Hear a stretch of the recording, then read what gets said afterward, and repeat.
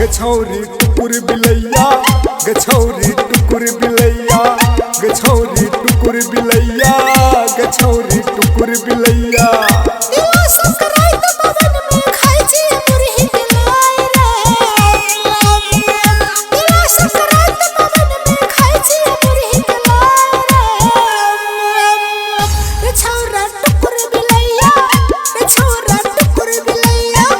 गछौरी टुकुर बिलैया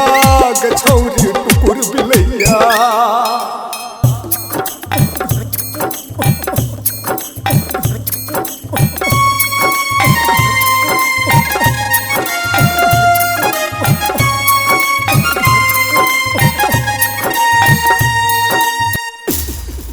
लोहिया में मुरही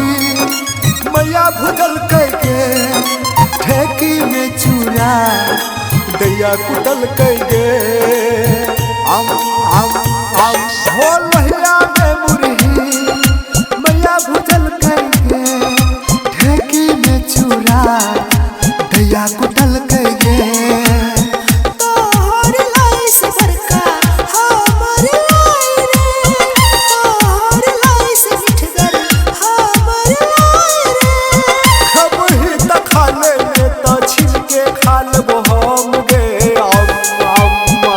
गछौरी टुकुर बिलैया गछौरी टुकुर बिलैया गछौरा टुकुर बिलैया गछौरा टुकुर बिलैया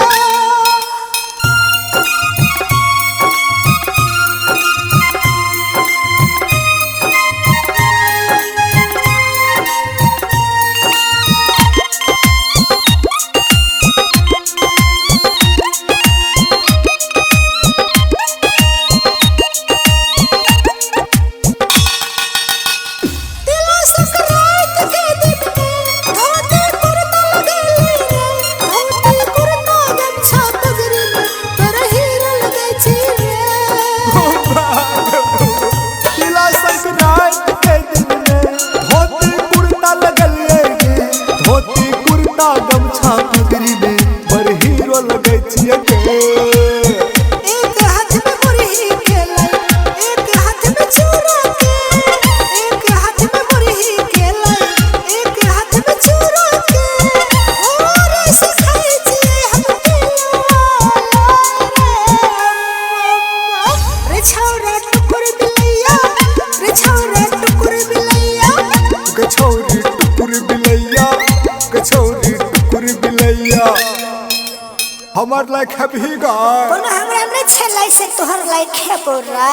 है गई हमार तिलवा लायक है भी त गाल में तिल निकलत कारी कारी